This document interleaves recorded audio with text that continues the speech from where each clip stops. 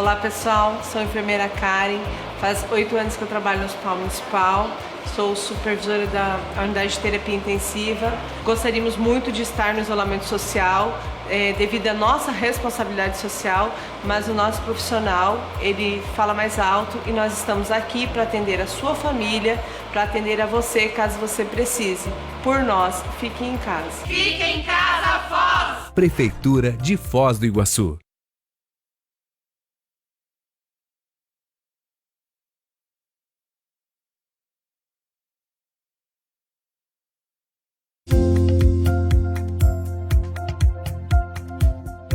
Eu sou o Dr. Zarpelon, sou coordenador da Clínica Médica do Hospital Municipal. Nós estamos com uma estrutura toda pronta para atender você e a sua família na epidemia do coronavírus. Queremos que você fique tranquilo em casa e caso tenha alguma dúvida, entre em contato conosco pelos telefones que você tem. Nós estamos aqui para você ficar em casa. Hashtag Fique em Casa Foz. Prefeitura de Foz do Iguaçu. Para evitar a aglomeração de pessoas nas unidades básicas de saúde, a Prefeitura de Foz do Iguaçu implantou o sistema de telemedicina. O atendimento é integrado ao plantão do coronavírus. A doutora Flávia Trench explica como são selecionados os casos encaminhados para o tratamento com o médico remoto. Aqui o usuário, o paciente que tiver um sintoma respiratório de coronavírus ou qualquer outro sintoma respiratório ou alguma dúvida a respeito da pandemia de coronavírus, ele pode ligar diretamente nos números, que já foram passados exaustivamente, e ele vai ser atendido então por um estudante do 5º ano que vai sanar suas dúvidas. Se for um caso leve, ele já vai receber o atestado para ficar em casa, as orientações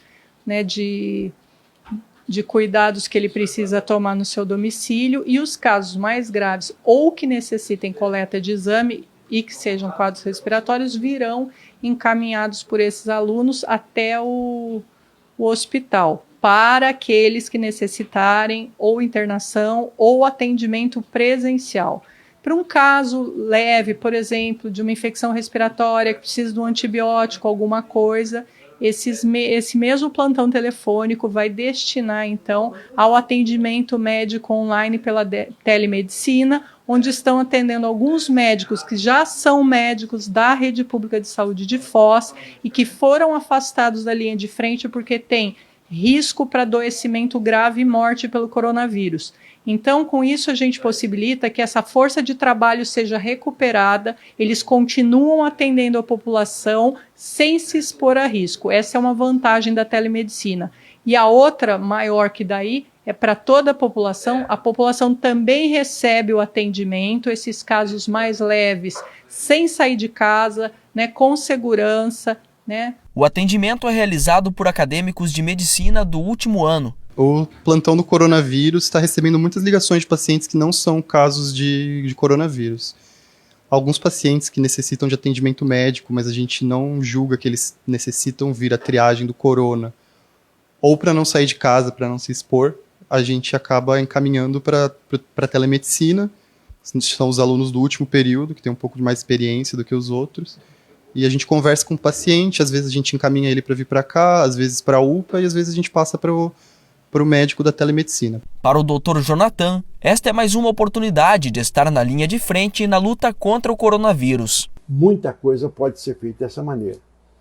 Nosso prefeito Chico Brasileiro, atento às inovações tecnológicas e preocupado na exposição de médicos que estivessem no meu perfil, na minha idade, e que por decreto foram afastados do serviço, e para que pudessem contribuir com a sua experiência, com a sua boa vontade, com o seu interesse em continuar trabalhando e atendendo a população.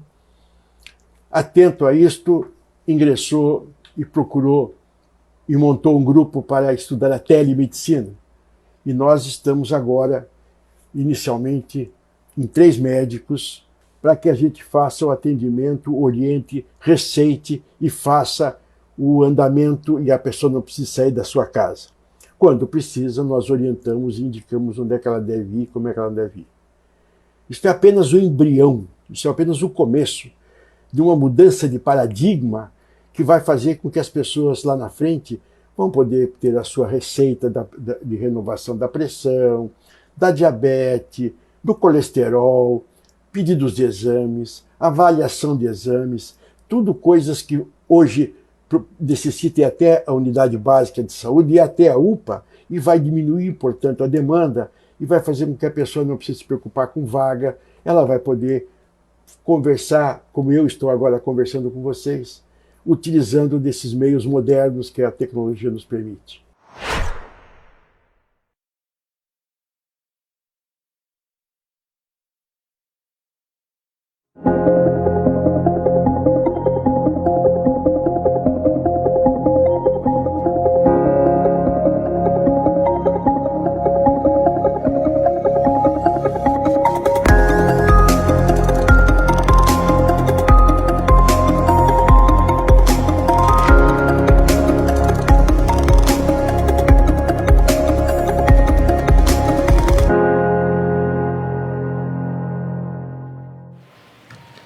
Boa noite a todos e todas. Estamos aqui para mais uma live do Plantão Coronavírus, com as informações atualizadas. Boa noite, Dr. Zé Pelon, seja bem-vindo à live.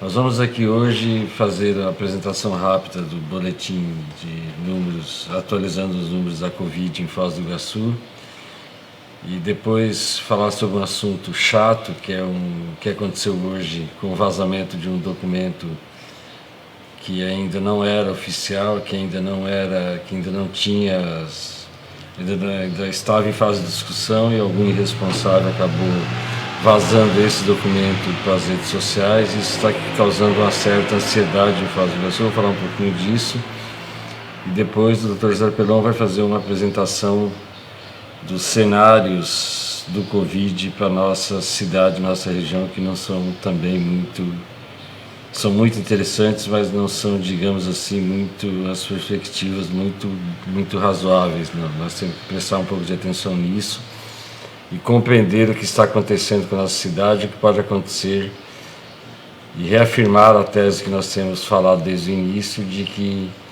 a Covid-19 é um assunto muito sério e precisa ser tratado com devida seriedade, não pode ser tratado como um assunto político, ela precisa ser tratado como um assunto técnico, como o município vem tratando, e com a responsabilidade que o município vem tratando. Então, o Dr. Zé Pelon vai fazer essa análise em seguida. Vamos para os números, digam. Então, nós temos, nos últimos 4 dias, praticamente dobrou o número de casos confirmados em Foz do Iguaçu. Nós saltamos de 13 casos para 25 casos, hoje. Ontem, 2 novos casos registrados hoje, sendo pela primeira vez nós temos 2 casos na UTI. Desses 2 casos, um é um viajante, um é um senhor de 52 anos que está internado na UTI do Hospital Municipal. Ele foi internado com síndrome respiratória aguda grave e depois se identificou que ele tinha o Covid-19, caso confirmado. Primeiro caso de internamento de UTI do Hospital Municipal. Lembrando que nós temos um segundo caso também na UTI do Costa Cavalcante. Nós na UTI do Costa Cavalcante estamos aqui torcendo para que os 2 se recuperem e torcendo para que as nossas equipes consigam fazer tudo o que estão fazendo e que dê tudo certo e que a gente consiga salvar essas 2 pessoas. O outro caso é uma menina de 29 anos, que veio de São Paulo recentemente, ou seja, continuamos com a maioria dos casos importados, lembrando que no boletim de ontem haviam 2 casos locais, os primeiros ainda continuamos sem ter a confirmação de nenhum caso de transmissão comunitária em Foz do Iguaçu, mas é uma análise que ela não pode ser afirmada com tanta precisão, porque sempre nós podemos entender que há subnotificação, porque talvez nem todas as pessoas procuram o serviço, e isso acaba gerando um certo desconforto na hora de se divulgar essa informação com mais certeza, se temos ou não temos casos compartilhados de transmissão comunitária. O que temos é que todos os casos que chegaram até agora, dos 25 casos confirmados, nenhum desses casos tem origem em transmissão comunitária. Esse caso desse senhor que está na UTI, ele ainda não está claro a origem da contaminação dele. Uma pessoa próxima dele disse que ele veio de São Paulo numa determinada data, e depois essa mesma pessoa disse para a vigilância epidemiológica que ele veio numa outra data, o que não caracterizaria a transmissão comunitária. Numa narrativa caracteriza a transmissão comunitária, no outro não caracteriza. Então, nós estamos divulgando o caso com a origem a ser identificada ainda. Enquanto isso, vamos continuar investigando. Hoje nós tivemos uma reunião com a CIF, a Associação Comercial e Industrial de Foz do Iguaçu, com o Ministério Público, com o Conselho Municipal de Saúde, com a presença da Câmara Municipal de Vereadores, de entidades como o Observatório Social, Sindilojas, Sinditur, Contur, enfim, todas as entidades da sociedade civil organizada de Foz do Iguaçu participaram de uma reunião, em sua maior parte online, com algumas situações presenciais. Nós estávamos na CIF junto com a equipe do Hospital Municipal, o Dr. Zé Pelão, o Dr. Fábio e o Sérgio Fabris, e com a equipe da Vigilância Epidemiológica, a Carmencito, Roberta, a Érica e a Mara, apresentando, cumprindo o compromisso que havíamos assumido no início da semana com essas entidades, de que apresentaríamos um cenário, o atual cenário epidemiológico de Foz do Iguaçu, e com isso iniciarmos um planejamento do que nós pretendíamos fazer para manter a contenção à Covid-19 em Foz do Iguaçu em níveis aceitáveis, em níveis que mantenham as condições de operacionalidade do sistema de saúde. Entre os debates que nós fizemos lá, estão essa apresentação que o Dr. Zé Pelão falar aqui, e amanhã a Vigilância Epidemiológica fará a apresentação da análise de todos os casos confirmados, descartados e suspeitos que procuraram o plantão coronavírus, e que geram um cenário muito interessante de como se comporta o vírus, como tem se comportado o vírus em Foz do Iguaçu. Feita essas análises, que foi feita pela nossa equipe, ontem nós, em conjunto com o prefeito, fizemos todas as análises e apresentamos uma proposta de plano de trabalho que ainda estava em fase de discussão, e essa proposta desse plano de trabalho, infelizmente, por algum irresponsável, por algum nível de responsabilidade, nós não conseguimos identificar o que leva um sujeito ou uma sujeita a fazer a divulgar, a vazar um documento que ainda não tem assinatura do prefeito, que não tem assinatura do secretário de saúde. E esse documento passou a ser compartilhado em vários grupos, em vários tipos de rede social, enfim. Rapidamente o documento passou a frequentar a rotina de várias pessoas como se fosse um documento oficial. Então nós queremos alertar que aquele documento chamado Plano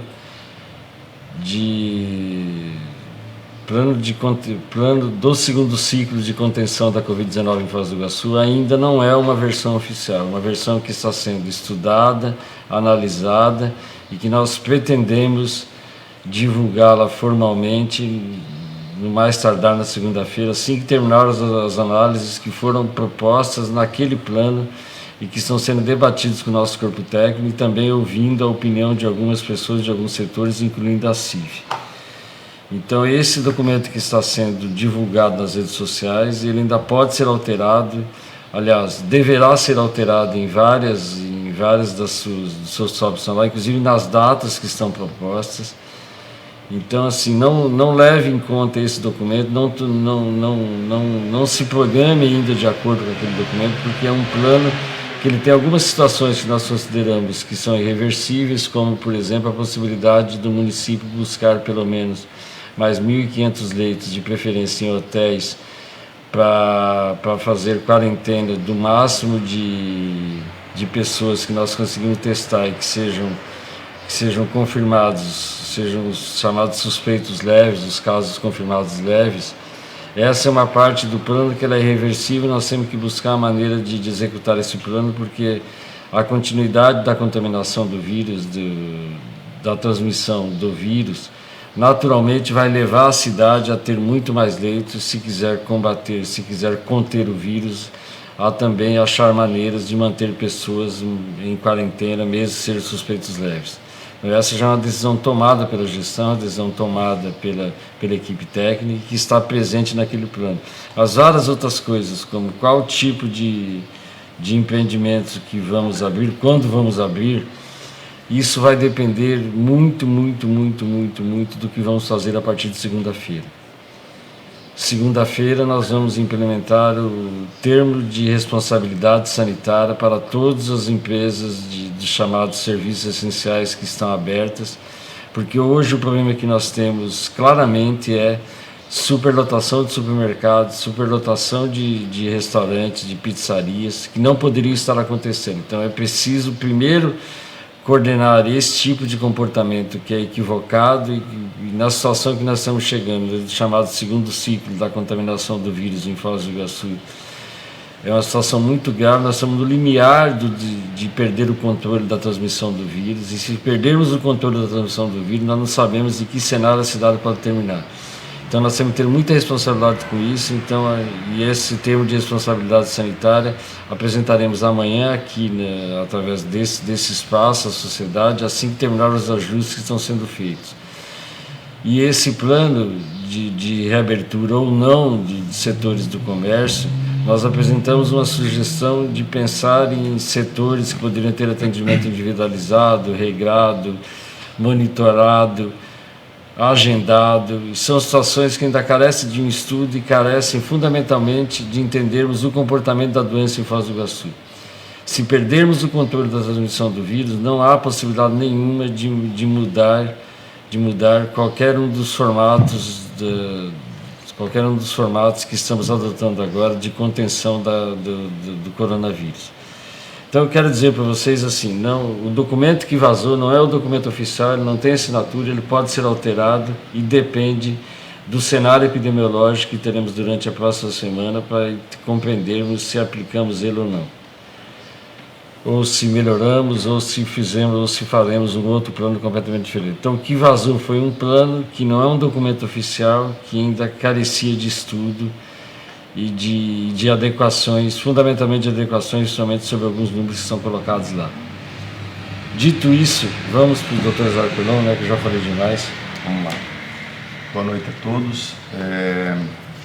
Eu vou fazer uma fala sobre um estudo técnico que nós temos feito no grupo de enfrentamento à pandemia em Foz do Iguaçu. E esse grupo é um grupo praticamente que está reunido desde o início desse trabalho permanentemente.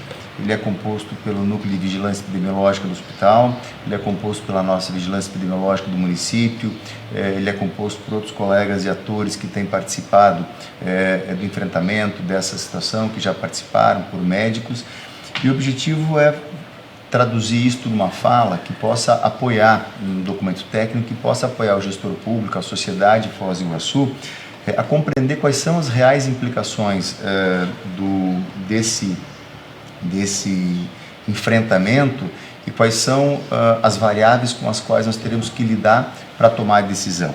E também porque é manter esta política, esta prática de transparência na condução desse processo, que ela é fundamental. A participação da sociedade no enfrentamento disso, ela é absolutamente necessária. Todos nós teremos uma participação fundamental no controle dessa condição.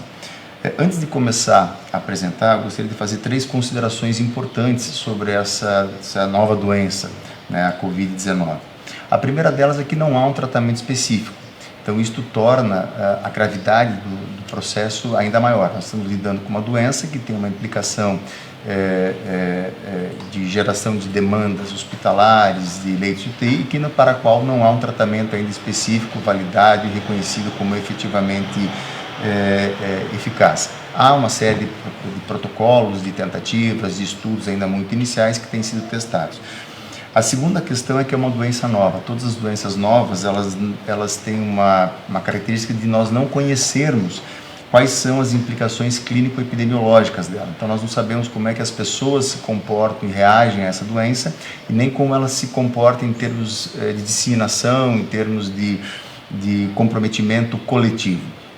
E o terceiro e último ponto é que além de ser uma doença nova, é uma doença que tem demonstrado mutações muito frequentes. Recentemente saiu publicado na mídia, a Fiocruz em Manaus, se não me engano, identificou 11 novas mutações no vírus que circula em Manaus em relação àquele que circula em São Paulo. Então já são 11 mutações que ele sofreu dentro do Brasil. E as características regionais, né, que são muito distintas em termos de tipos de aglomeração urbana, faixa etária da população, tipos de ocupação, elas são muito distintas num país como o Brasil e por isso há muitas dificuldades em se construir cenários. Então a ideia da minha fala hoje é traçar um pouco a perspectiva da capacidade de atendimento que nós teríamos em Foz do Iguaçu e na 9ª Regional de Saúde com esse comportamento pandêmico, para que a gente possa orientar as nossas ações. Acho que pode entrar a apresentação. A ideia é que a gente possa colocar a projeção desse impacto na assistência, né, da Covid-19 na 9ª Regional de Saúde. Nós continuamos sendo o município polo da 9ª Regional e todo esse documento ele trabalha na perspectiva dessa situação, em pensar a população da 9ª Regional de Saúde. A minha apresentação ela tem 3 pontos principais: a capacidade assistencial instalada na 9ª Regional de Saúde, e aí neste tópico a gente tem um subitem que são as etapas de expansão dessa capacidade a partir do comportamento da pandemia, as projeções de desenvolvimento da pandemia para a nossa região, quais são os cenários possíveis, e aí lembrando que como se trata de um vírus novo, né, a gente ainda vai fazer isso a partir de estudos e de análises e de comparações com o que vem acontecendo, porque nós ainda não passamos pela pandemia para saber efetivamente o comportamento dela aqui. E um terceiro ponto são algumas possibilidades para o enfrentamento, algumas condições necessárias que são requeridas para isso. A capacidade instalada na Regional de Saúde, ela está mais ou menos distribuída dessa forma. Nós temos hoje, na nossa 9ª Regional, aproximadamente 957 leitos, sendo 445 leitos SUS e 512 leitos não SUS. Esses leitos estão distribuídos nesses municípios. Foz do Iguaçu concentra o maior número de leitos, depois Medianeira, São Miguel do Iguaçu e Itaipulândia, Matelândia e Missal. Esses números devem ter alguma atualização, eles são obtidos do Cadastro Nacional de Estabelecimentos de Saúde de fevereiro de 2020, de agora, e eles devem ter alguma atualização em função do preparo que todos os municípios, todas as prefeituras têm feito para esse enfrentamento. A capacidade instalada pelo dado do CNES na nossa região é de 86 leitos de UTI, sendo um pouco mais da metade deles destinados ao SUS e a maior parte deles concentrada, obviamente, em Foz do Iguaçu. Essa é a capacidade registrada nesse cadastro do Ministério da Saúde de ventiladores, respiradores, que são um equipamento fundamental no enfrentamento à doença, em torno de 208, mas já existem compras que já foram feitas pelo município, por outros hospitais daqui da cidade, então esse número felizmente é um pouco maior. Esta projeção ela reflete o número de leitos de UTI adulto na 9ª Regional de Saúde neste momento. Foi feito um levantamento na semana que passou, em conversas com as pessoas que estão envolvidas nisso, e hoje nós temos o Hospital Municipal Padre Germano Lauck, 17 leitos instalados, prontos para a Covid-19, e 30 leitos que são os leitos habituais que o hospital utiliza para enfrentamento das suas condições do trauma, de outras doenças, dos AVCs, dos derrames. Nós temos o Hospital Costa Cavalcante com 10 leitos especificamente abertos para a Covid e os outros 20 leitos que ele trabalha as UTI gerais e a UTI coronariana. O Hospital Cataratas com 10 leitos, o Hospital de Medianeira com 3 leitos destinados a Covid e 5 leitos não Covid, eles têm 8 leitos no total, e o Hospital de São Miguel do Iguaçu. Isto é o que nós temos disponíveis hoje pelos dados que foram levantados, né, e tem um plano de atuação para isso. Nós consideramos a UTI adulto, porque nós entendemos que o comportamento pandêmico durante todo esse tempo ao redor do mundo trouxe algum impacto, mas não é um impacto tão expressivo para crianças quanto tem sido para adultos jovens, para adultos, para pessoas de idade. E nós nos debruçamos sobre o cenário de leitos pediátricos, entendendo que o município terá condições de dar essa resposta. Em relação ao plano de enfrentamento do Hospital Municipal, nós temos ele desenhado em 3 etapas. A primeira etapa está concluída, nós temos 17 leitos de UTI para a Covid, 52 leitos de enfermaria para a Covid, 28 leitos de observação, sendo 20 leitos de adulto e 8 pediátricos, e 64 respiradores, com mais 5 que estão para chegar. Esta primeira etapa está concluída, ela tem atendido esses casos e nós não temos tido ainda contingenciamento desse atendimento. Todos os pacientes que têm procurado o hospital com casos suspeitos de Covid, com doenças respiratórias infecciosas, têm sido manejados nesta estrutura e essa estrutura tem sido absolutamente suficiente em fazer esse enfrentamento. Uma segunda etapa já está desenhada e planejada, é a abertura de mais 69 leitos de UTI, que seria a junção dos 52 leitos de enfermaria da primeira etapa com os 17 leitos de UTI. Isso está numa ala específica do hospital, então eles são uma ala contínua, é uma ala que já tem pontos de tomada, pontos de oxigênio, pontos de toda a estrutura necessária para a disponibilização de UTI. Então nós iríamos de 17 leitos de UTI para o enfrentamento da Covid para 69 leitos. E abertura de 48 leitos de enfermaria para a Covid do Hospital Municipal, condicionada à transferência de leitos do setor de clínica médica. Então, esta segunda etapa prevê a transferência de alguns leitos de enfermaria de clínica médica para outros serviços, para outras unidades assistenciais hospitalares, para que o hospital possa absorver os leitos de enfermaria de clínica médica como enfermaria de Covid e ampliar para 69 leitos de UTI. Isso está condicionado à aquisição de 52 respiradores, que há um esforço muito grande das unidades hospitalares de Foz do Iguaçu, da Fundação Municipal de Saúde e da Prefeitura em conseguir esses respiradores. É uma dificuldade que está se vendo mundialmente em termos disso. E a terceira e última etapa, prevendo um crescimento absolutamente importante da pandemia, é transformar o Hospital Municipal Padre Germano Locke num hospital exclusivamente para atendimento à Covid.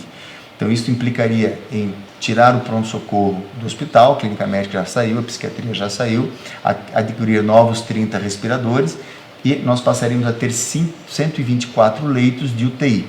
Então o hospital teria 124 leitos de UTI, continuaria concentrando todos os atendimentos de pronto atendimento, de triagem, de observação e de internação no hospital. Isso nos daria uma suficiência muito grande de atendimento. Então essa foi a primeira etapa para mostrar um pouco da estrutura de serviço da nona regional, aquilo que nós já temos disponível hoje e o plano de contingência do Hospital Municipal, que deverá ser a referência para atendimento ao Covid. O segundo ponto da minha fala, o segundo capítulo da minha fala, acho que pode entrar o slide, ele traz a segunda pergunta: o que esperar da pandemia na nossa região? Quando eu falo região, eu considero a nona regional de saúde. E para isso nós estamos trabalhando com 4 elementos que nos ajudaram a compor estes cenários. O primeiro deles é a análise do comportamento da pandemia num cenário mais próximo aqui do brasileiro, e nós adotamos o cenário americano como mais próximo do nosso. Os Estados Unidos, eles são um país de uma escala geográfica mais parecida com a brasileira, e isso implica em ter mais tarde picos de mortalidade e uma epidemia mais ampla. Países como a Europa, como os países europeus, Espanha, Itália, são países com características inclusive de perfil populacional muito diferente do nosso e com perfil de demografia e de geografia também diferente. Então nós olhamos para construir os cenários que vamos trabalhar aqui, como a epidemia vem se comportando nos Estados Unidos, porque entendemos que é o modelo mais próximo daquele modelo que nós temos, isso é o que a literatura tem nos apontado. Outro parâmetro, nós estamos usando a taxa de contaminação no pico da pandemia, quantas pessoas estarão infectadas pela Covid no pico da pandemia e qual é a velocidade de propagação dessa pandemia. Esses dois elementos eles vão estar diretamente relacionados à suficiência e à capacidade de resposta dos serviços assistenciais de saúde, de todos os serviços assistenciais de saúde que compõem a nona regional de saúde. E por último, o que nós levamos em consideração foi o comportamento clínico dos casos a partir do que nós temos visto e acompanhado através das publicações médicas especializadas na China, nos Estados Unidos, na Itália, na Espanha, na França, em todos esses países. Então, esses 4 cenários, eles nos trazem os elementos que nós utilizamos para fazer essas análises, levando em consideração que o vírus sofre mutações muito frequentes, e que ela é uma doença nova cujo comportamento vai depender diretamente das características de cada região, da faixa etária de sua população e da capacidade de resposta dos serviços. Eu trouxe um gráfico aqui que é tirado do boletim de informação da Organização Mundial de Saúde, e ele é atualizado dia a dia, e inicia no dia 26 de março, no dia 26 de fevereiro, perdão, porque o dia 26 de fevereiro é o dia do primeiro caso confirmado no Brasil. Em azul nós temos o comportamento de casos confirmados nos Estados Unidos e na linha alaranjada nós temos o comportamento de gráficos dos casos confirmados no Brasil. Na linha vertical nós temos uma escala que vai de 20 a 200 mil, por isso que a curva brasileira ainda é baixa, mas o que nos chama a atenção aqui é que nos Estados Unidos o primeiro caso foi confirmado no dia 23 de janeiro, no Brasil o primeiro caso foi confirmado no dia 26 de fevereiro, mais de um mês depois. Os Estados Unidos levaram 54 dias para o início da ascensão da curva, que lá aconteceu em 18 de março. No entanto, nós aqui no Brasil, se fôssemos ter a mesma característica de propagação da epidemia, teríamos a nossa elevação de curva a partir do dia 20 de abril. Os Estados Unidos levaram 48 dias para confirmar 1.000 casos. Dia 12 de março foi o dia que eles confirmaram 1.000 casos, isso com testagem maciça. Vocês podem ver na linha inferior, eu assinalei com a seta vermelha, o Brasil, que deveria se levasse 48 dias para confirmar 1.000 casos, o faria em 14 de abril. Nós confirmamos 1.000 casos, se eu não me engano, no dia 23 de março. Então, o que isso significa? Se você olhar a curva brasileira isolada, onde ela corrige a escala do eixo vertical, você observa que a nossa curva começou a ascender no dia 21 de março.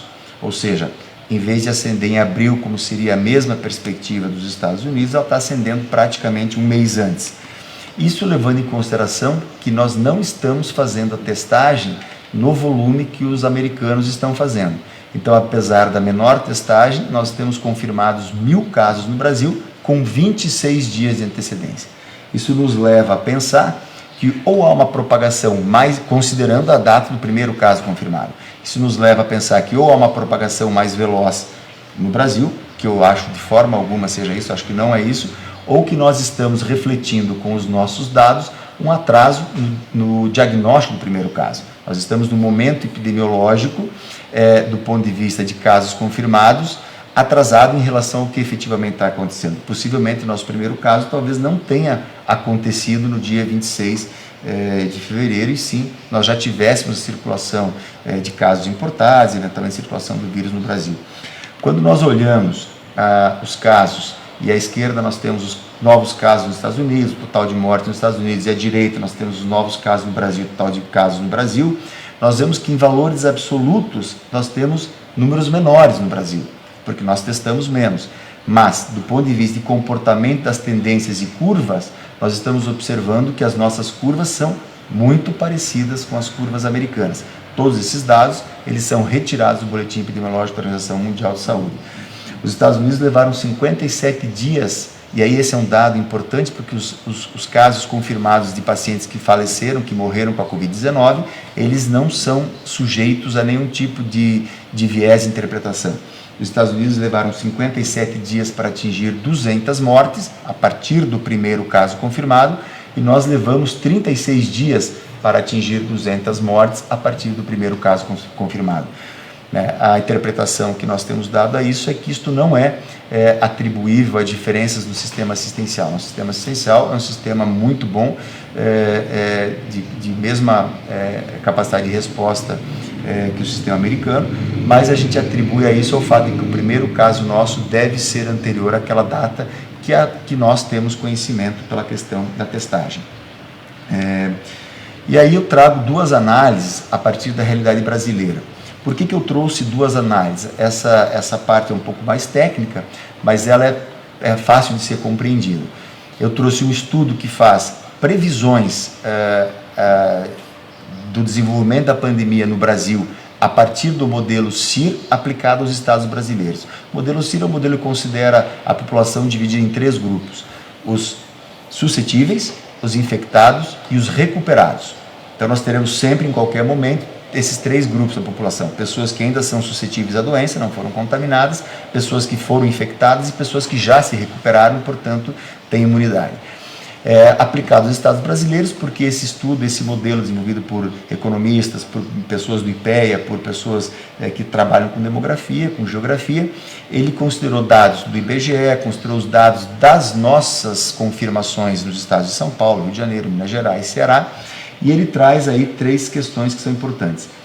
Eles estão trabalhando com taxas de contaminação esperadas no pico da doença de 5 a 20% da população.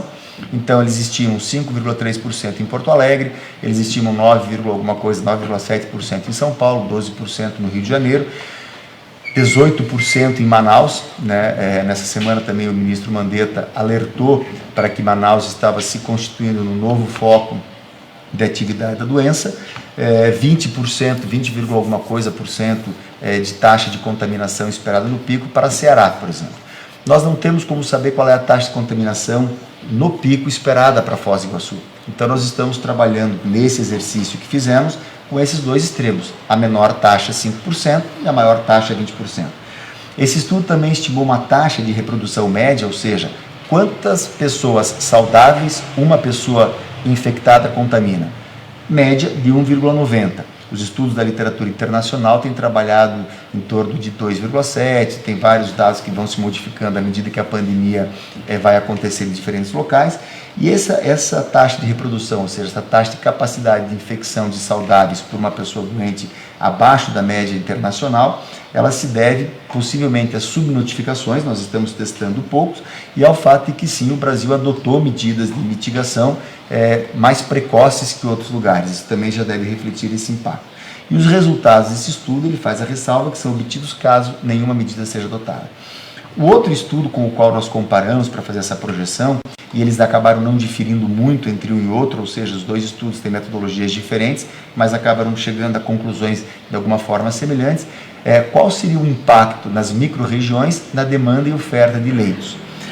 Foz do Iguaçu é uma micro-região, que é um pouquinho diferente da Nona Regional de Saúde, porque ela tem 2 municípios a mais, né? Dá uma diferença de 2 mil e poucas pessoas. Então, nós podemos considerar que esses impactos micro-regionais se aplicam à nossa Nona Regional de Saúde. E nesse estudo eles consideraram taxas de infecção de pessoas de 0,01 a 40%. O outro estudo tem uma faixa de 5 a 20, esse trabalha uma faixa de 5, de 10 a 40, de 0,01 a 40%.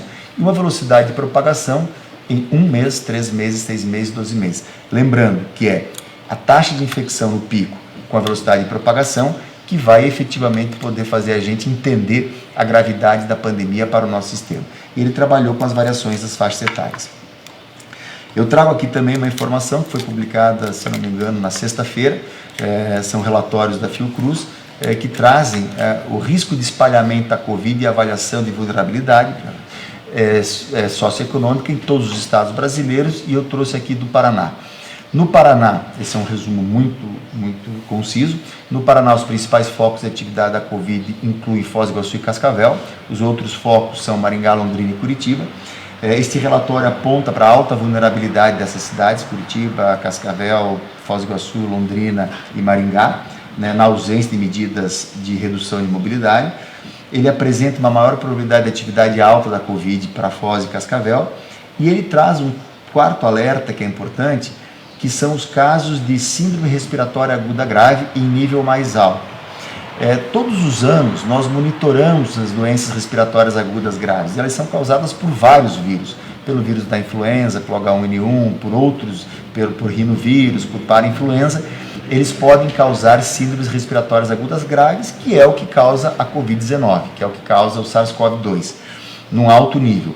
Então, eles já apontam a um elevado número no estado do Paraná. E eu vou fazer uma consideração sobre isso numa leitura que nós fizemos neste ano, no Núcleo de Vigilância Epidemiológica do Hospital Municipal, em relação ao que está acontecendo. Por que nós temos alguma vulnerabilidade? Esse é um mapa que está no documento, mostrando na parte mais escura do mapa as menores taxas de leitos de UTI por habitante e os menores números de respiradores. Então isso já tem várias notas produzidas, nós produzimos já a pedido da Prefeitura em anos anteriores, mostrando que de fato a nossa região é uma região do estado do Paraná com poucos leitos por 1000 habitantes e com poucos equipamentos para isso. Nós temos talvez uma vantagem adicional, a Nona Regional de Saúde possui 22, 23% de pessoas acima dos 50 anos, a nossa população acima de 50 anos representa 22%, em relação à média do Paraná, que é 27%, 27,5%. Então isso também trará impactos distintos de transmissão e de comportamento clínico da doença. E aí eu quero voltar à questão das síndromes respiratórias agudas graves em Foz do Iguaçu. Esses de 2019, essa coluna de 2019, ela mostra dados que foram apresentados no ano passado. Em janeiro do ano passado nós tivemos 18 casos de síndrome respiratória aguda grave, em janeiro deste ano tivemos 24, um aumento de 33%. Em fevereiro nós tivemos, em 2019, 10 casos, em fevereiro deste ano nós tivemos 19 casos, uma elevação de 90%. Em março nós tivemos 28 casos, em março deste ano 25 casos de doença respiratória aguda grave. Então esta casuística, ela está alinhada àquilo que o relatório da Fiocruz para o estado do Paraná demonstrou, de que está havendo uma elevação das desragues dos municípios nesse ano. Por que nós tivemos um decréscimo em março? Nós atribuímos o decréscimo em março dos nossos casos de desrague pelas medidas de mitigação que a prefeitura adotou a partir da metade do mês de março. Isso já impactou nessa diminuição do caso, pela estratégia que a Secretaria de Saúde junto com o Hospital Municipal adotaram de concentrar os casos respiratórios em um lugar, tirando as unidades de saúde das UPAs, e pelo atendimento da central telefônica e da telemedicina, que evitou a circulação de pessoas com sintomas respiratórios. Então, possivelmente, se essas medidas não tivessem sido tomadas, era de se esperar em março já uma elevação importante, como tem acontecido, detectado pelo boletim da Fiocruz. E aí, o fato de a gente ter uma elevação de desragues no município de Foz do Iguaçu em janeiro, fevereiro, e uma curva que começou em março e foi diminuída por essas medidas, corrobora a possibilidade de que talvez os primeiros casos da Covid-19 sejam no Brasil, não em Foz do Iguaçu, no Brasil como um todo, sejam anteriores à data que nós temos como referência, que é a 26 de fevereiro. Eu gostaria de falar um pouquinho, próximo slide, sobre os impactos que nós vamos ter na nossa microrregião, na demanda, oferta de leitos, quais as conclusões que nós fizemos, a partir daquele estudo que fez um cenário de 0,01 de contaminação até 40%. Nós resolvemos trabalhar esses impactos pensando em 10% da população da nona regional de saúde atingida, contaminada no pico da infecção pela Covid-19. Então nós não estamos nem usando materiais de publicações internacionais que chegam a falar em 40%, 50%, 60% de contaminação, 80% de contaminação, e vamos trabalhar esse cenário, esse estudo, com 10% de contágio. Pensando em 10% de contágio, nós vamos ter uma taxa de internação hospitalar geral, esse foi a conclusão daquele estudo, de 14,1 por mil habitantes a 17,1 por mil habitantes. Então, nas diversas micro-regiões do país, as taxas de internação hospitalar vão oscilar entre 14 e 17 por mil habitantes. Trazendo esses dados para a Regional de Saúde, nós não temos como saber quantos por cento isso vai impactar na Regional de Saúde, nós trabalhamos com esse intervalo. Nós teremos, no pico da pandemia, entre 5.700 e 6.900 internações gerais geradas na nossa regional.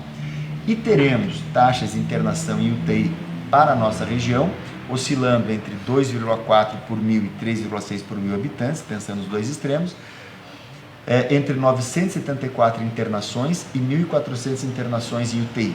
Então, esta foi a expectativa que nós estamos trabalhando no pico da epidemia para dentro desse estudo aplicado à nossa região.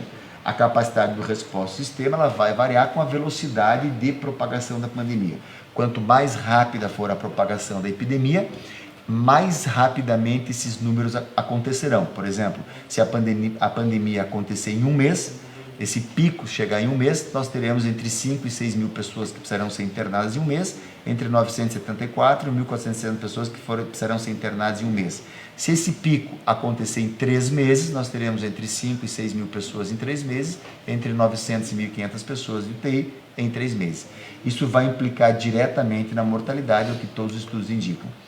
Então, nesse estudo, nós fizemos um cálculo para entender o número necessário de leitos gerais.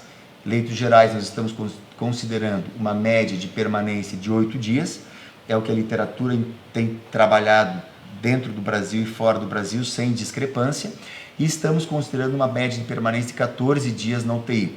É o número que a literatura também tem trabalhado, alguns estudos têm mostrado permanências maiores, mas nós estamos trabalhando com a permanência de leitos gerais 8 dias e leitos de UTI 14 dias. Se a epidemia, com essas projeções, acontecer em 2 meses, nós teremos a necessidade de ter entre 760 e 900 leitos de internação geral para pacientes com Covid e entre 227 e 340 leitos de UTI. Se ela acontecer em 4 meses, nós teremos uma razão de 2, entre 381 leitos e entre 462 leitos gerais e entre 113 e 170 leitos. Se ela acontecer em 6 meses, uma razão de 3. Então, o que nós estamos dizendo é que quanto mais a epidemia acontecer de forma lenta, mais nós teremos capacidade de resposta para o sistema. Próximo slide. Nós fizemos também a previsão a partir do outro modelo de estudo, do modelo CIR, suscetíveis, infectados e recuperados, imunes, aplicados aos estados brasileiros, também com dados da nossa contaminação, dos nossos casos confirmados, a distribuição espacial deles. E esse estudo chegou a taxas de infecção, como eu disse anteriormente, entre 5% e 20%. Porto Alegre, eles calcularam taxa de infecção no pico entre 5,3%, Fortaleza entre 20,8%, passando aí por Manaus 18%, por Rio de Janeiro, São Paulo, Rio de Janeiro 12%, Minas Gerais algo em torno de 12%, São Paulo em torno de 9%. E aí, se nós considerarmos que nós teremos para a nossa nona regional de saúde, considerando dados do IBGE, de 405.906 pessoas, nós vamos ter, no pico da epidemia, uma taxa de infecção que oscila entre 20 e 81 mil pessoas infectadas, a depender das nossas características regionais e das nossas estratégias de supressão disso. Desses entre 20 mil e 81 mil pessoas, 20% vão precisar de leitos de internação geral, ou seja, 4 mil a 16 mil pessoas precisarão ficar internadas. Então, se nós tivermos, por exemplo, 4 mil pessoas contaminadas no pico da infecção, 4 mil pessoas precisarão de leitos de internação hospitalar, certo? E aí, em torno de 15 mil pessoas não precisarão de internação, ficarão bem, passarão bem. Se nós tivermos 80 mil pessoas infectadas, nós teremos 16 mil pessoas que demandarão de internação geral. E teremos aí em torno de 60 mil pessoas que ficarão bem. Das pessoas que vão demandar de UTI, nós temos 2 cálculos que a literatura tem utilizado, e nós trouxemos os 2. O primeiro deles fala em 5 pessoas infectadas que precisarão de leitos de UTI. Então, se forem 20 mil, serão 1.000 que precisarão de UTI. 5%. Se forem 80 mil pessoas, 4 mil pessoas precisarão de UTI. E a outra forma de calcular isso que a literatura tem trazido é 30% das pessoas que internam. Dá uma diferença pequena, ela não chega a ser relevante. Então, nós estamos trabalhando com esses números aplicados à nossa nona regional. Ou seja, fazendo a mesma conta, 8 dias para leitos gerais e 14 dias para leitos de UTI. Se nesse cenário nós trabalharmos a pandemia em torno de 2 meses, nós estaremos falando entre 500 leitos e 2.000 leitos gerais e entre 200 e 900 leitos de UTI. Em 4 meses nós temos uma razão de 2, vamos para 116 leitos de UTI e 400 leitos de UTI. Se formos para 6 meses, assim sucessivamente. Comparando então essas informações com a nossa capacidade local, e aí eu fiz a comparação só em relação aos leitos de UTI, porque os leitos de enfermaria são leitos mais rapidamente disponibilizados, eles são leitos que podem ser disponibilizados com uma velocidade muito grande. Os leitos de UTI têm uma complexidade maior em termos de recursos humanos, em termos de equipamentos, em termos de estrutura física, de rede de gases e estrutura elétrica. Então eu fiz esta comparação desses estudos com a nossa capacidade local. Ofertando toda a capacidade possível de leitos de UTI da nona regional, nós teríamos o Hospital Municipal já com seus 124 leitos de UTI, na sua terceira etapa, totalmente voltado ao atendimento à Covid, com 124 leitos. Os demais serviços eu mantive a previsão inicial, nós não temos a informação da capacidade de expansão, acredito que eles também tenham capacidade de expansão, mas nós teríamos possivelmente pelo menos 194 leitos de UTI disponível. Quando nós olhamos na coluna da direita, a demanda de leitos de UTI apenas para os casos de Covid, e é bom frisar que são apenas, nós continuaremos tendo pessoas infartadas, pessoas acidentadas, pessoas com derrames, pessoas com outras complicações respiratórias que não pela Covid. Nós teremos no estudo 1 uma demanda entre 227 e 340 leitos, e no estudo 2 entre 233 e 946 leitos. Para 4 meses, no estudo 1 entre 113 e 170, e no estudo 2 entre 116 e 433. Quando eu falo entre 116, por exemplo, e 433, eu quero dizer que isso vai depender da taxa de contaminação que a pandemia vai estabelecer na nossa regional. Mas me parece que para 4 meses nós trabalhamos com uma possibilidade de, já com esse cenário construído e consolidado, e já em fase de implantação, já bem delimitado, de poder fazer um enfrentamento para esses pacientes. Eu vou fazer um breve parênteses para falar sobre as SRAGs em 2019, apenas para lembrar de que no ano passado nós tivemos 502 notificações de SRAG, que foram causadas por outros vírus que causam doenças respiratórias. Isso é usual na nossa rotina do dia a dia. E nós temos uma mortalidade elevada no nosso caso das SRAGs, 19% de letalidade. Veja, nós falamos no Brasil de 5% de letalidade da Covid, nós vimos em outros países variando entre 2%, 3%, 8%, 10% de letalidade. As nossas SRAGs, normalmente, no ano passado, já traziam uma alta letalidade. Isso porque parte desse dado de 2019 tem a ver com o baixo índice de vacinação para a influenza. Vocês podem olhar no gráfico da direita que os meses começam a subir em abril, maio, junho, com pico em julho, agosto. Desses pacientes, 26%, 130 pacientes, demandaram UTI. Então, nós estamos pensando que vamos agregar a essas demandas mais a demanda da SARS-CoV-2, da Covid-19. Dos pacientes que tiveram, veja nesse gráfico, a maioria dos pacientes foi por influenza A, pela H1N1, e por parainfluenza, rinovírus, vírus sincicial, que são vírus de crianças. Mas já nos chama a atenção, com 22 casos do ano passado, o coronavírus, que não é este coronavírus. O coronavírus é um vírus que causa infecções respiratórias, são outras cepas, que não é a SARS-CoV-2, então são outros coronavírus que já são conhecidos da gente. E o que mais matou no caso do ano passado, muito provavelmente associado a pouca vacinação, por isso a importância da vacinação contra a influenza, foi o H1N1 com 41,7%. Os coronavírus foram o segundo grupo de vírus que teve uma letalidade. Então, isso é para reforçar naquele slide anterior, de que aquelas projeções de leitos de UTIs e de leitos de internação são para fazer frente à pandemia da Covid-19. Nós não podemos esquecer que teremos que continuar fazendo frente para as nossas outras doenças, para eventuais casos de dengue, para eventuais casos de acidentes, de atropelamentos, de infarto, de AVC, enfim, dessas questões todas. E eu já estou encerrando a minha fala, minha última parte da fala é quais são as possibilidades para o enfrentamento que nós estamos discutindo do ponto de vista técnico. Eu quero colocar isso em 2 pontos principais. Nós precisamos manter a ampliação da capacidade do serviço, isso tem sido feito em uma velocidade absolutamente importante para Foz do Iguaçu e para a região. Nós estivemos na 9ª Regional de Saúde em reuniões com secretários, com médicos, com coordenadores de serviços assistenciais, e nós nos sentimos felizes de ver que na 9ª Regional de Saúde, bem como aqui em Foz do Iguaçu, a nossa regional está muito integrada, muito avançada, muito preocupada com isso, mas precisamos manter, com toda a dificuldade que isso representa, a dificuldade disso não tem sido relacionada à falta de motivação dos gestores, mas sim à falta efetivamente de equipamentos. Mas precisamos adquirir equipamentos e insumos e precisamos ampliar a área física e precisamos pensar em estratégias de supressão. As estratégias de supressão eu vou detalhar um pouco mais na sequência, no último slide.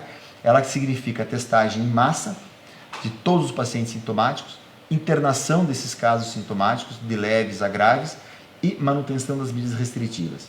À medida que nós interrompermos a cadeia de transmissão, nós vamos observar o comportamento clínico da doença na nossa região.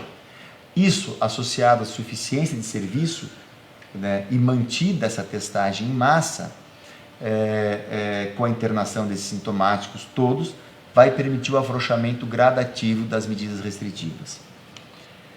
Em resumo, quanto maior for a nossa capacidade de testagem e internação de sintomáticos, quanto maior for a suficiência dos serviços assistenciais para os casos que realmente vão demandar de assistência hospitalar mais intensiva, incluindo os casos não Covid, menor será o tempo das nossas medidas restritivas. É uma equação uma razão bastante direta.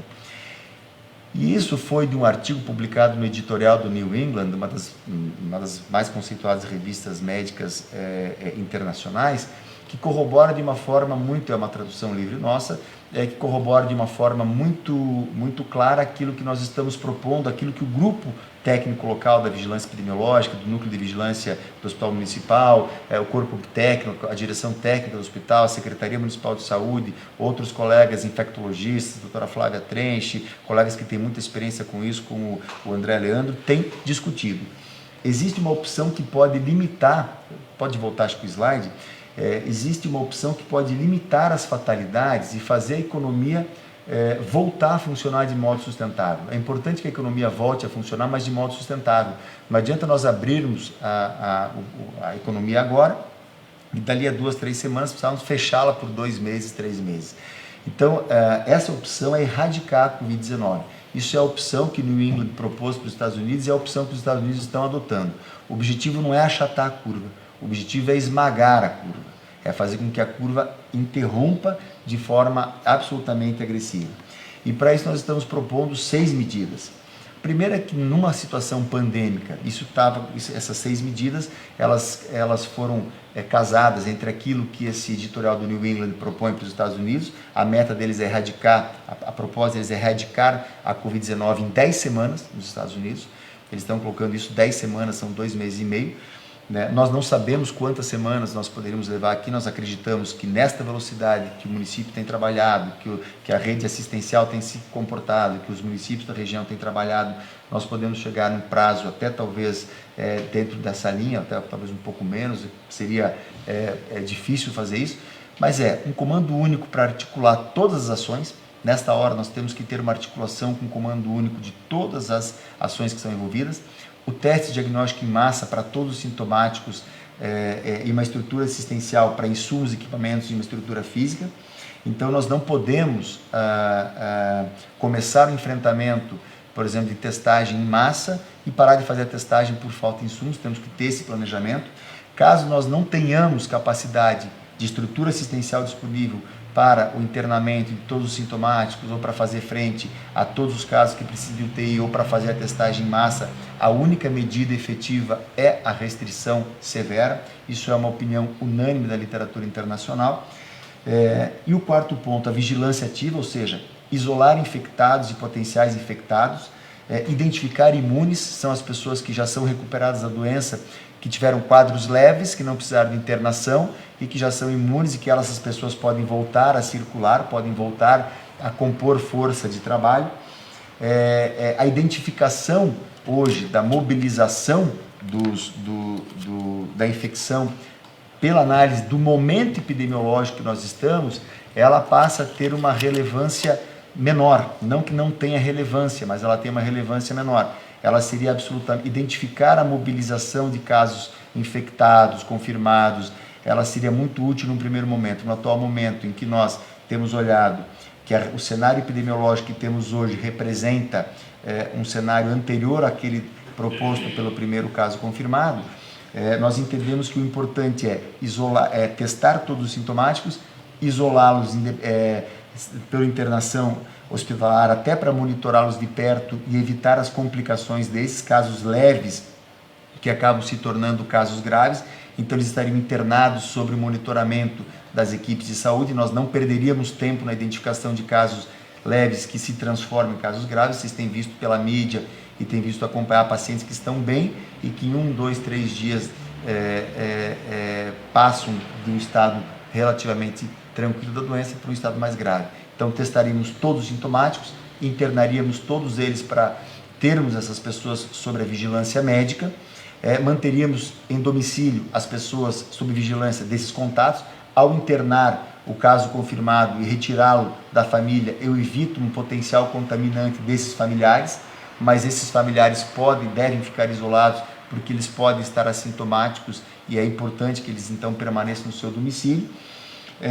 E ao identificar esses imunes com estratégias de dosagem de imunoglobulina, nós podemos identificar a força de trabalho de pessoas da cidade que já podem voltar a circular. Mobilização social importante dos meios de comunicação, da mídia, orientando, comunicação transparente com a comunidade. Nós temos feito isso de forma muito ativa, acho que a prefeitura tem sido muito adequada nisso e todos os outros atores que estão envolvidos, Câmara de Vereadores, centrais de telefone para atender as pessoas, para informar, para tirar dúvidas, para fazer monitoramento clínico e epidemiológico, para fazer atendimentos que evitem deslocamentos. E o último ponto, a pesquisa, né? Nós precisamos compreender o comportamento desse vírus em Foz do Iguaçu e nós só faremos isso com esta integração entre todos os setores da sociedade e as universidades, os pesquisadores. Nós estamos em discussão com 3, 4 protocolos de pesquisa para implantar no Hospital Municipal. Então, eu acho que essas seriam as contribuições que eu espero ter dado.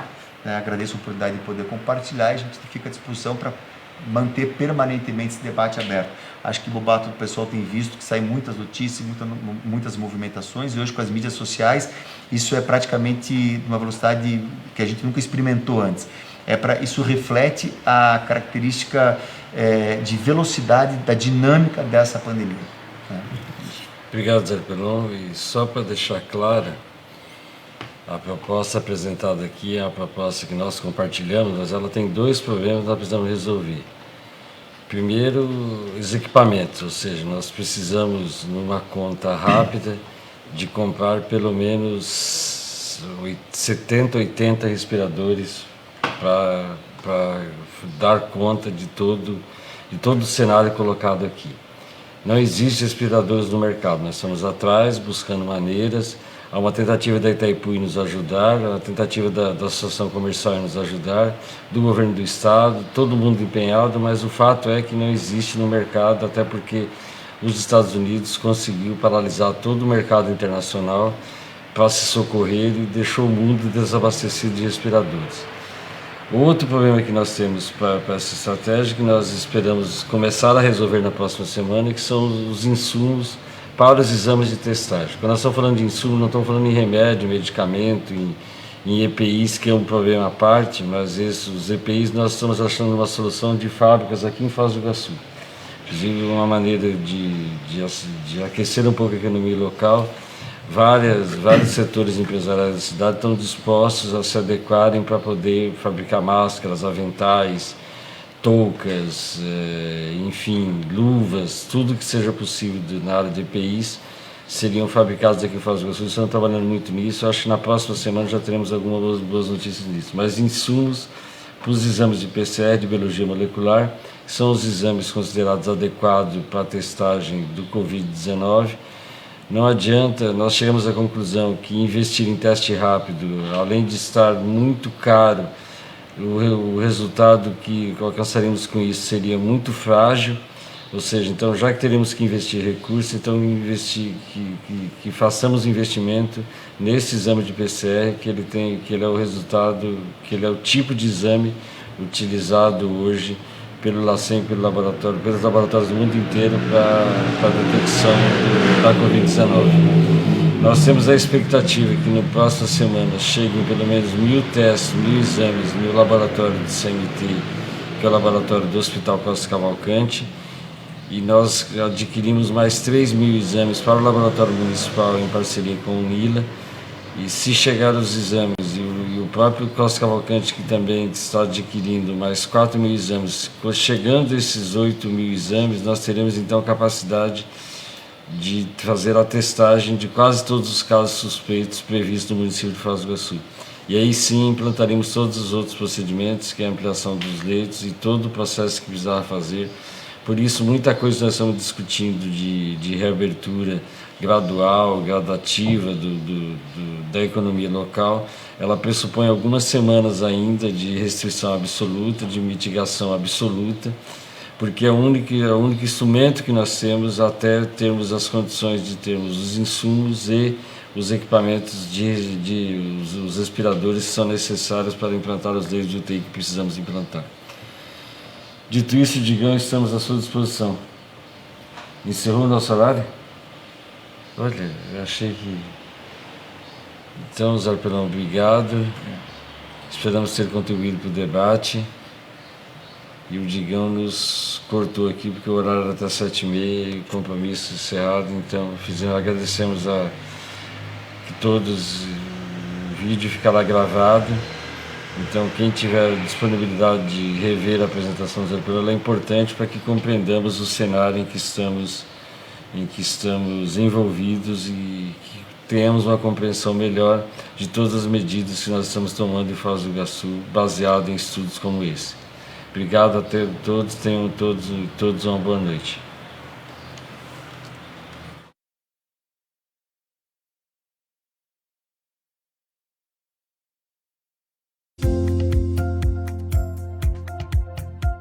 Eu sou a enfermeira Neuza, do Hospital Municipal, da ala do Respiratória. Nós estamos aqui trabalhando para que vocês fiquem em casa com segurança, com saúde na sua família. E se vocês estarem precisando de algum atendimento, que liguem, que fiquem nas suas casas, não saiam, só saiam se for extremamente necessário. Hashtag Fique em Casa Foz. Fique em casa, Foz! Prefeitura de Foz do Iguaçu. Eu sou o Dr. Zarpelon, sou coordenador da Clínica Médica do Hospital Municipal. Nós estamos com uma estrutura toda pronta para atender você e a sua família na epidemia do coronavírus. Queremos que você fique tranquilo em casa e, caso tenha alguma dúvida, entre em contato conosco pelos telefones que você tem. Nós estamos aqui para você ficar em casa. Hashtag Fique em Casa, Foz! Prefeitura de Foz do Iguaçu. Olá pessoal, sou a enfermeira Karen, faz 8 anos que eu trabalho no Hospital Municipal, sou supervisora da unidade de terapia intensiva. Gostaríamos muito de estar no isolamento social, devido à nossa responsabilidade social, mas o nosso profissional, ele fala mais alto e nós estamos aqui para atender a sua família, para atender a você caso você precise. Por nós, fiquem em casa. Fique em casa, Foz! Prefeitura de Foz do Iguaçu. Para evitar a aglomeração de pessoas nas unidades básicas de saúde, a Prefeitura de Foz do Iguaçu implantou o sistema de telemedicina. O atendimento é integrado ao plantão do coronavírus.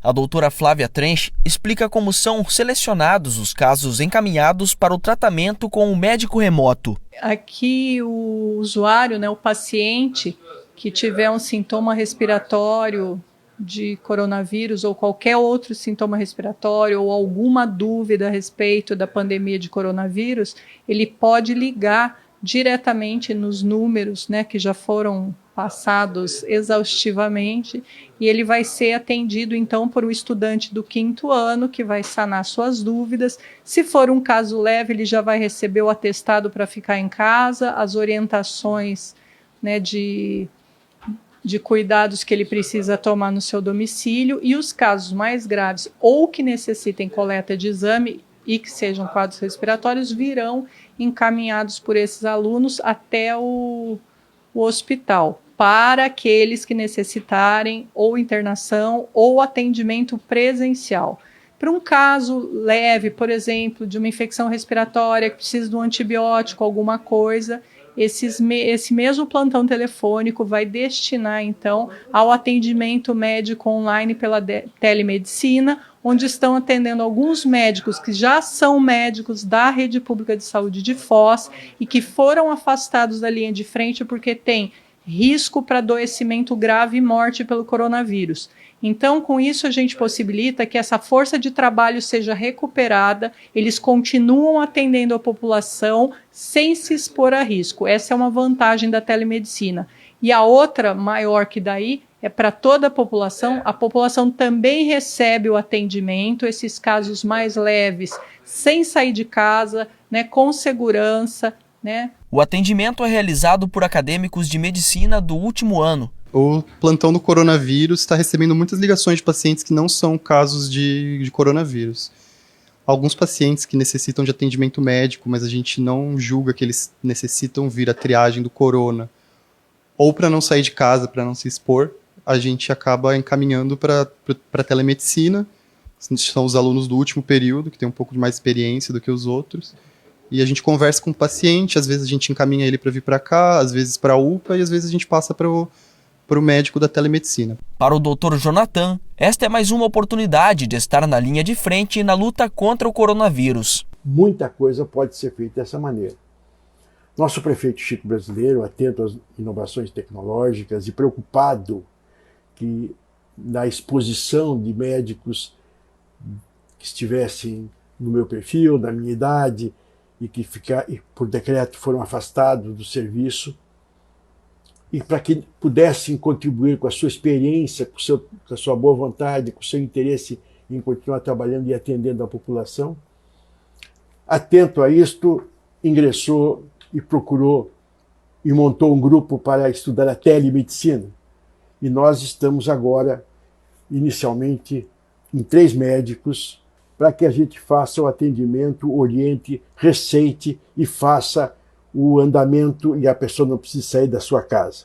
Quando precisa, nós orientamos e indicamos onde é que ela deve ir, como é que ela deve ir. Isso é apenas o embrião, isso é apenas o começo de uma mudança de paradigma que vai fazer com que as pessoas lá na frente vão poder ter a sua receita de renovação da pressão, da diabetes, do colesterol, pedidos de exames, avaliação de exames, tudo coisas que hoje necessitem até a unidade básica de saúde e até a UPA, e vai diminuir, portanto, a demanda e vai fazer com que a pessoa não precise se preocupar com vaga, ela vai poder conversar, como eu estou agora conversando com vocês, utilizando desses meios modernos que a tecnologia nos permite.